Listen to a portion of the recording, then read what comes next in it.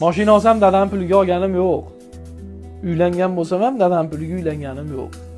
Yoki yurish turishim, kayf qilishim seni qiziqtirmasin, dadamning puli bas deb qo'yapti hozir ayrim yoshlar. Ahmoq, nodon, sen dadangning pulliligi uchun kayf qilib yuribsan. Tushunmayapsan sen. Bu kayf qilish, ichish, chekish, qimor o'ynash unaqa bas.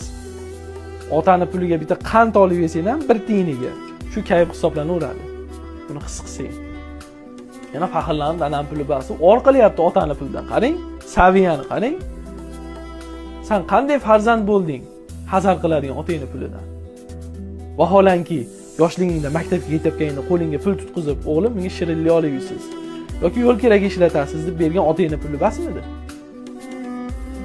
Kimga pul edi? Nimaga unda or qilmagansan? Endi or qilyapsan. Ahmoq, 20 mingga bitta